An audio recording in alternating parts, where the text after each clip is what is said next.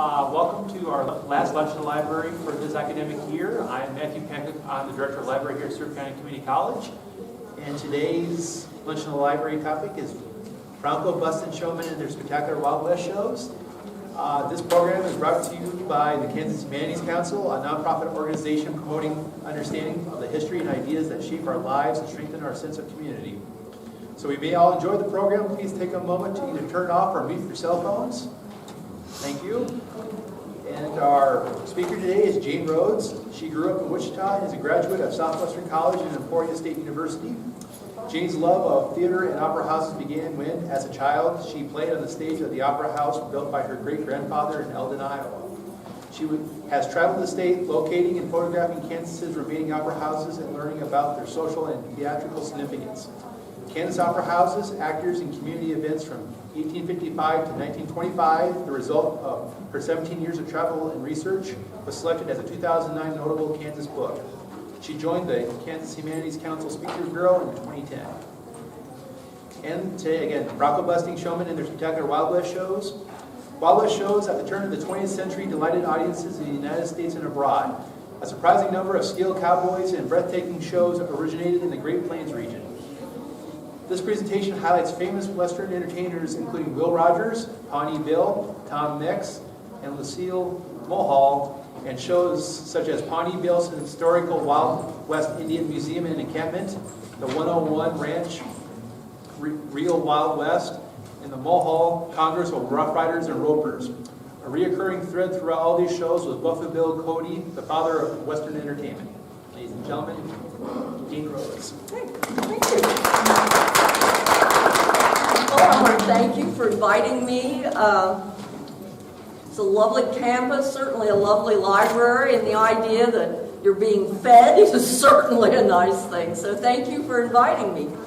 To tell you how, first of all, you can tell from my introduction that I really like theater history. That's my first love. And I've now expanded it and had just a lot of fun with research in the Wild West area of theater history. It's really all just entertainment.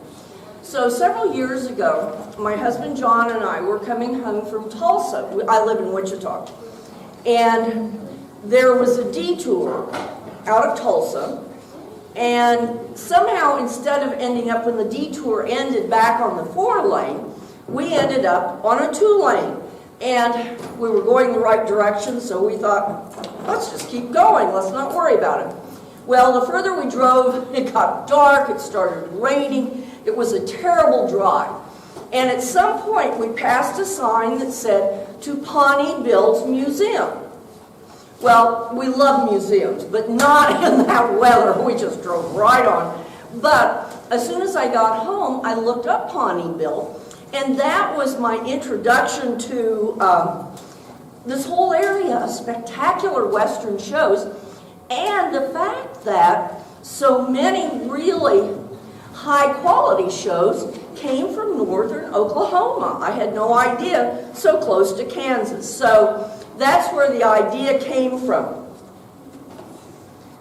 Our story today begins with Ned Buntline, and his whole name was, I've got to read this for you, Edward Zane Carroll Judson Sr., or Ned Buntline. And he was famous for writing dime novels. And these dime novels were adventure stories, and every little boy loved Ned Buntline's dime novels. And one time he was on a hunting expedition, and this young guide was talking about what he did, and the guide's name was Bill Cody.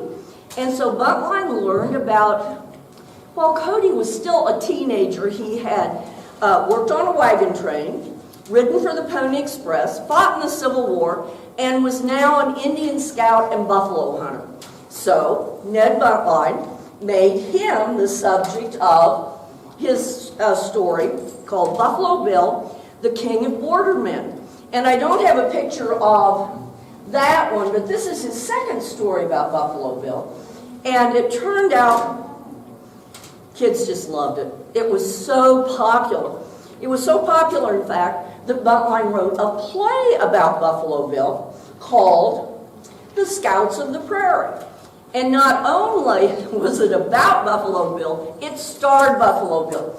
So there's Ned Buntline in the wig with the curls, and then Buffalo Bill, and then an Italian ballerina playing the part of an Indian maiden, and then Texas Jack Alhambra.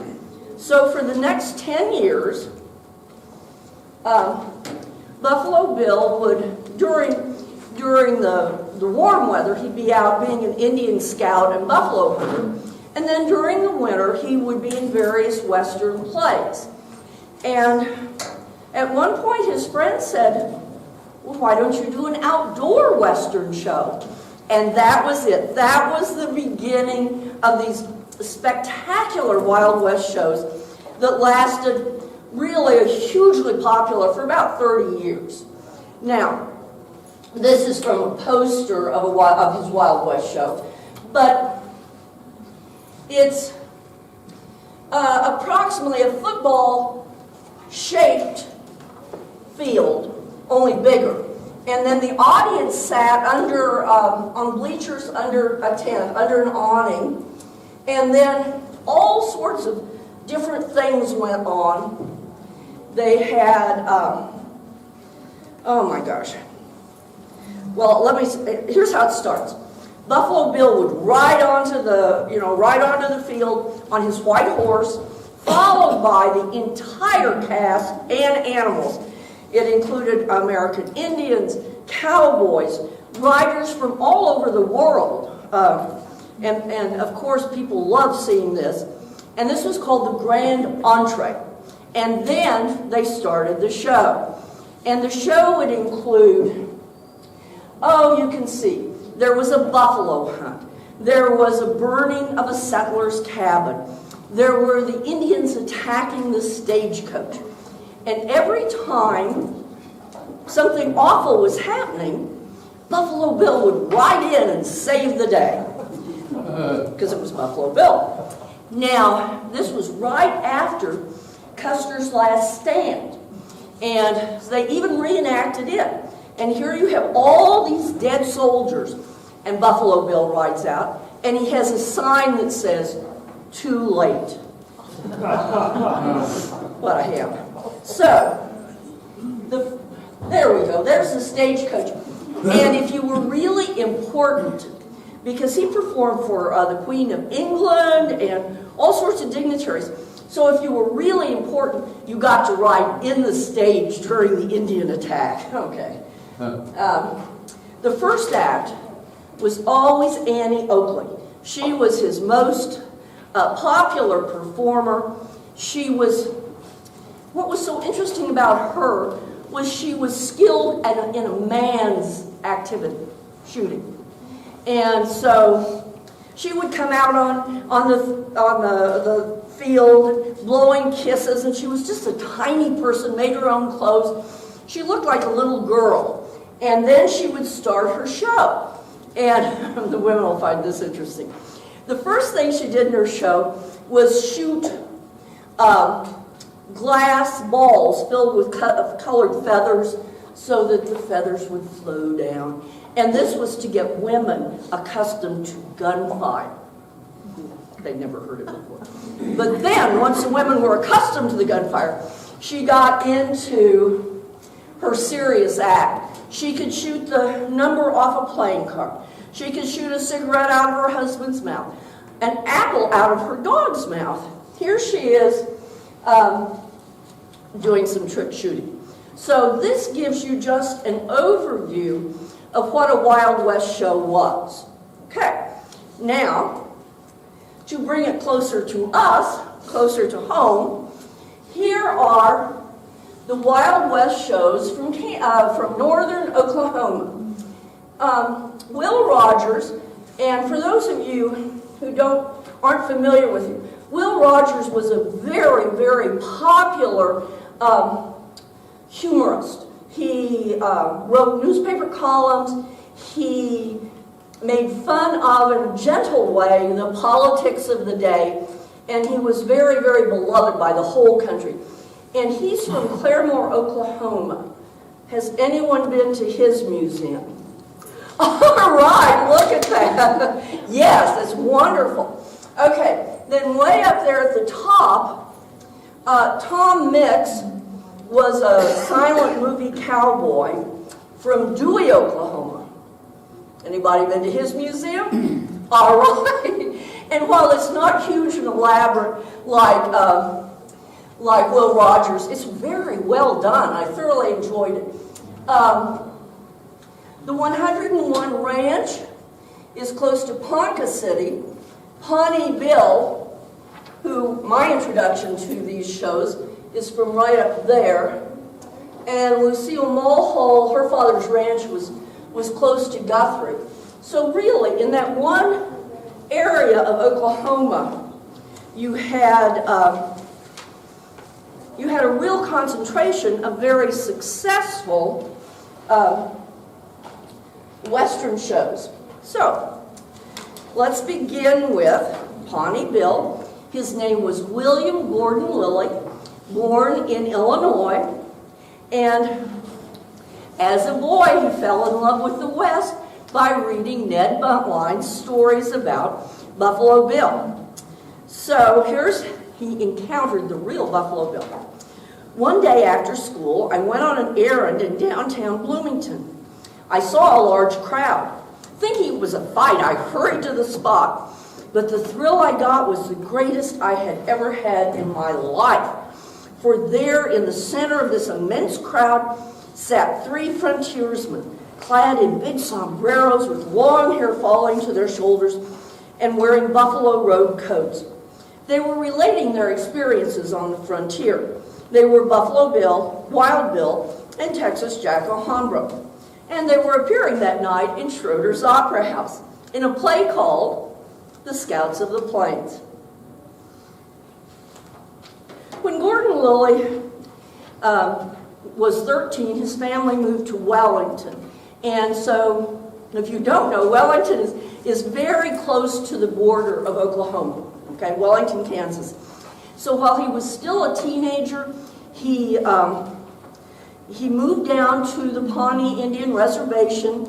He rode with them. He went on buffalo hunts. He learned their language and taught school on the reservation. And now Buffalo Bill starts weaving his way back into our story. In 1883, Buffalo Bill was organizing his first outdoor Western show. And he petitioned the federal government to allow him to have the Pawnee Indians in his show. But the federal government said yes, with the stipulation that he have an interpreter. And since William Lilly did know the Pawnee language, he went with Pawnee Bill and toured with Pawnee Bill for 2 seasons. Toured with Buffalo Bill for 2 seasons. And here is Pawnee Bill's description of the first time he met Buffalo Bill when he was an adult. I had been carrying around in my mind for a dozen years or more the picture of Buffalo Bill as I had first seen him, well-groomed with a beautiful robe coat. I was never so disappointed in my life. He'd been sleeping on the floor in a tent in some hay. His fur coat was missing, his hair was matted, and he was drunk. It became my job to assume responsibility for the Indians and to do the interpreting for them, and even to put on makeup and go on with them. So when I refer to seasons, by the way, outdoor shows had seasons that went from approximately March to October, because of course they played outdoors, so they could only tour in the good weather. So Pawnee Bill toured for 2 seasons with Buffalo Bill, and in Philadelphia met May Manning. She was a Smith College student, and he married her, and they had a child, and he only lived 6 weeks. And because of the delivery, she couldn't have any more children, so she dedicated herself to becoming a horsewoman, a remarkable horsewoman, and an outstanding sharpshooter. And so the year after the baby died, Gordon Lilly took out his first Wild West show. And it was really tiny by Wild West standards. He only had 165 horses, mules, and broncos, 84 Indians, 50 cowboys, and 30 trappers, hunters, and scouts. And May Lilly was known as the Princess of the Prairie. At first, their show was very successful, but then bad weather set in. And if it's bad weather, no one can come to the show. So they started losing money, and eventually the sheriff seized the show for non-payment of bills. And what this means, and this is a showbiz term, it applied to touring, acting companies, circuses, Wild West shows. If they piled up a bunch of bills, the sheriff would seize the show, take all of their equipment, all of their horses and everything, and sell it and pay off their creditors. So that ended his first Wild West show. And then he returned to Wichita and was very active in what was called the Boomer Movement. And the Boomer Movement was people who were lobbying the government to allow other people into the unassigned Indian lands, okay? And so the next year after that, again, he started out with his own Wild West show again, called, and this is a title he stuck with for the next 25 years, Pawnee Bill's Historical Wild West Indian Museum and Encampment, featuring horsemen, trick riders, hand-to-hand encounters with Indians, a stagecoach, an Indian war party, and they started writing dime novels about him. So he had really about a 20-year, very, very successful career. He toured on 40 railroad cars and had a parade.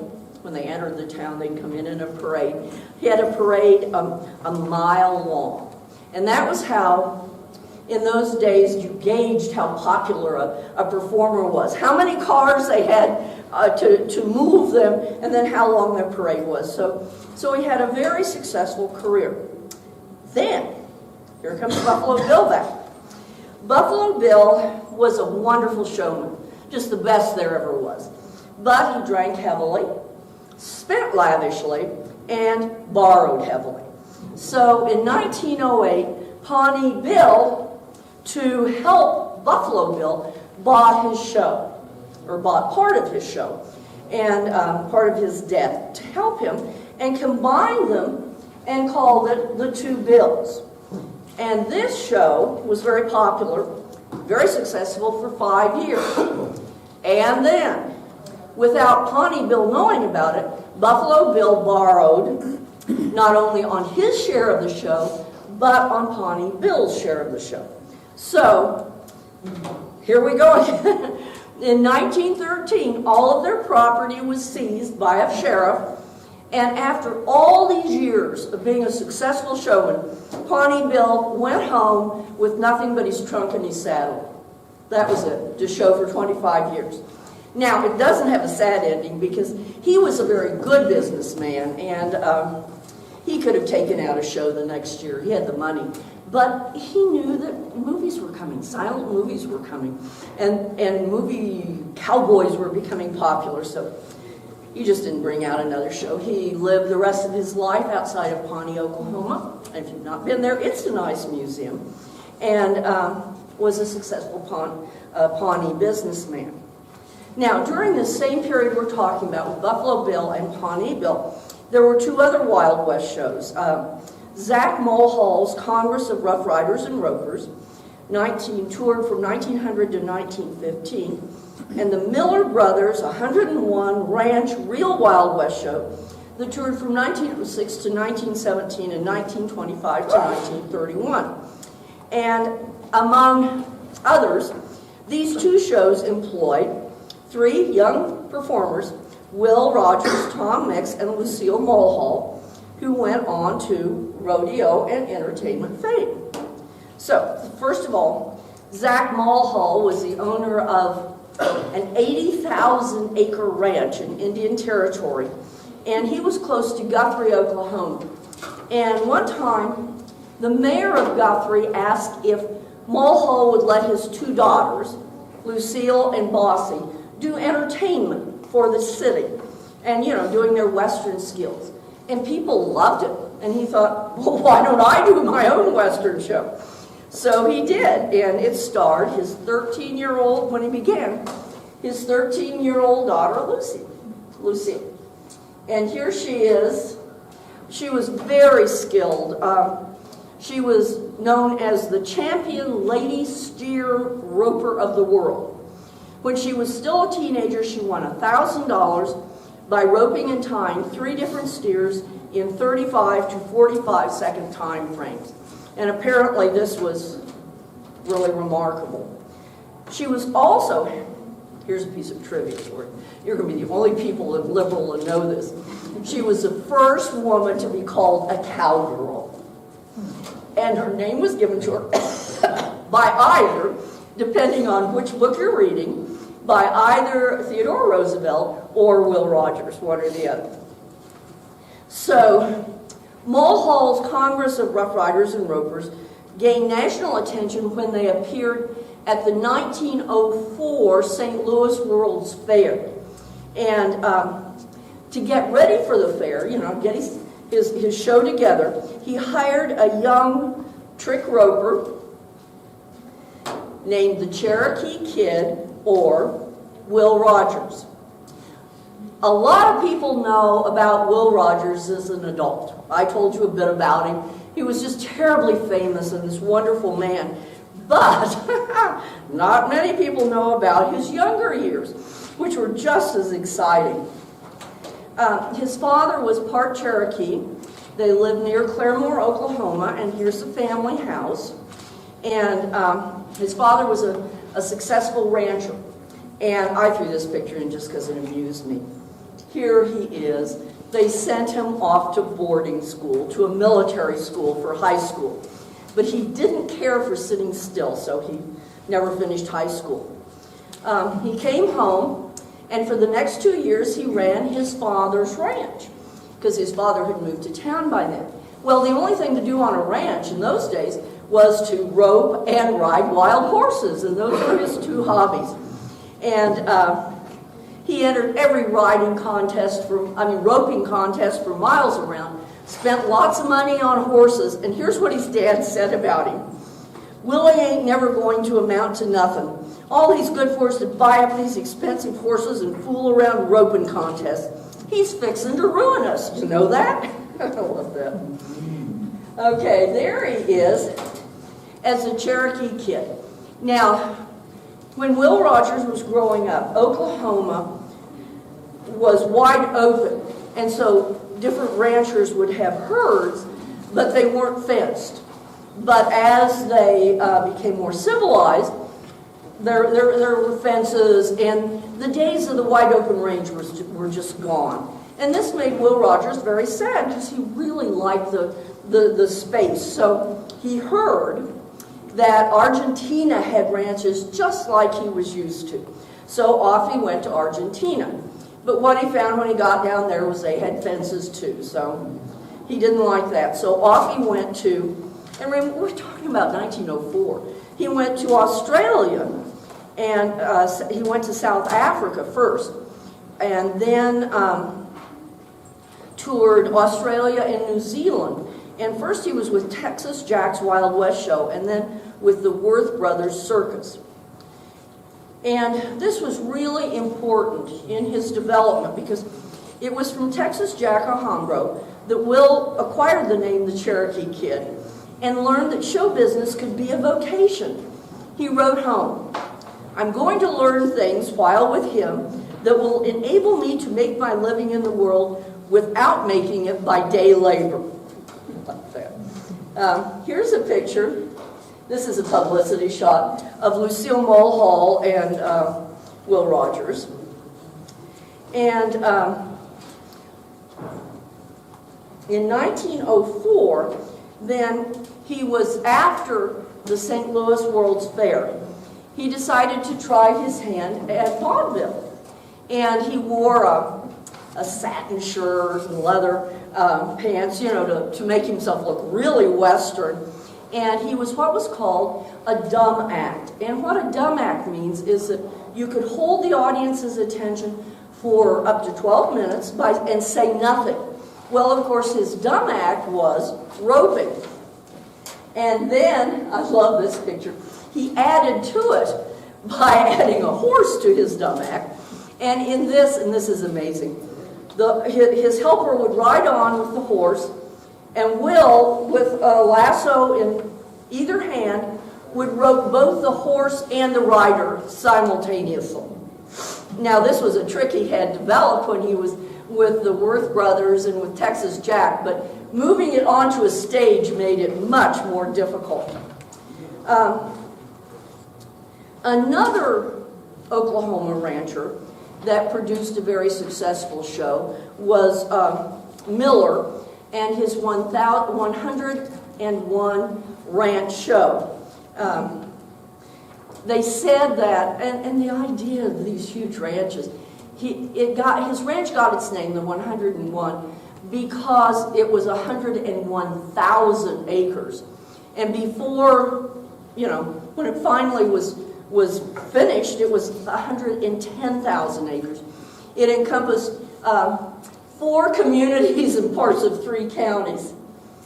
And so there you have the 101 Wild West.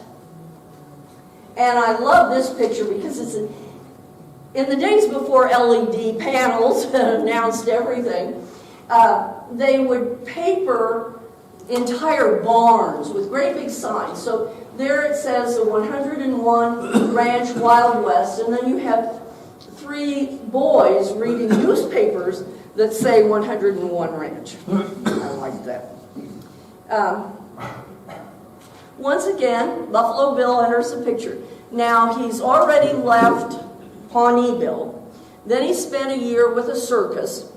And then, his last year of performing, he was with the 101 Ranch Show. And what he did, he was an old man by this point, so he didn't do any sharpshooting, he didn't do anything, he simply rode on. And it was called the Pageant of Preparedness. It was 1917 and World War I was looming. And at the end of that season, he went to his sister's in Denver where he passed away. The final Oklahoma cowboy we're going to talk about is Tom Mix. And the reason why I like to end with him is that he makes the transition from a Wild West performer to the movies, to the silent movies. And Mix was born in Pennsylvania. Very little is known about him, really, because he didn't tell anyone. He was born in Pennsylvania, and then he went into the Army, and then he was discharged, honorably discharged. Then he went into the Army again, and then he went AWOL, and he never told anyone why, and he fled to Guthrie, Oklahoma. And again, no one knows why he chose Oklahoma. Maybe he thought because it was in the Indian Territory, no one would find him. They don't know. But he was the drum major in the Oklahoma Cavalry Band that played at the 1904 St. Louis World's Fair, and where he became friends with Will Rogers. In Oklahoma, after the World's Fair, he had just a bunch of jobs and several wives. And one job was he was the night sheriff in Dewey, Oklahoma. And that's why that's where his museum is. And while he was in Oklahoma, the Selig Polyoscope Company, which is an early movie company, came to Oklahoma because they wanted to film cowboys and real Indians. And so, to use in other, in movies. And so they hired him to manage their stock, but soon they put him into an acting role, and he signed his first contract in 1910. By 1920, he was the top movie cowboy, silent movie cowboy. And by 1921, he was one of the top grossing Hollywood stars. So He made a very successful transition. I love this picture. It looks so Hollywood, you know. He made a very successful transition from real Wild West shows to Hollywood Wild West. So, to summarize, when Buffalo Bill introduced his first Wild West show, it was an exaggerated portrayal of the times he lived in. But by the end of his career, his show commemorated a West that no longer existed.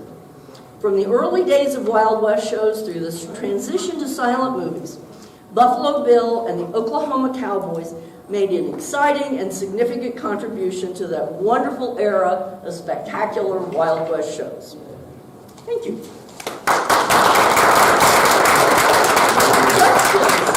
All right, what was Buffalo Bill's horse's name and what was Tom Mix's horse's name? I don't know. They always named their horses. They did, yes, and I'm sure I knew what Tom Mix's was because he asked what the horses' names were, but I don't know. Well, Mix made it into talkies too. Yes, Mix made it. He had a circus for a year. He was in the talkies. While he was married at least 6 times, it was very important to him to convey nothing but the best values because he wanted the little boys who watched him to have a good influence. So he was very much the upstanding person, yes. Yeah. I have 2 questions. If I understood right, the early teens would be pretty much the end of this. And then, did you read anything about what type of admission prices they paid to get into those shows? Yes, I did read about it, and no, I don't remember. I'm sorry. It was pretty steep for those days, but very, very popular. You know, thousands of people would come to a show. You could see from, you know, the seating how many people would see a show. That's all I know. Any other questions? Okay. Well, thank you very much. This was fun.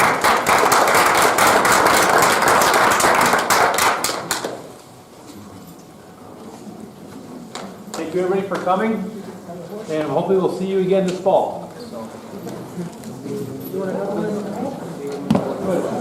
We don't know yet, but we'll do one in the fall, so.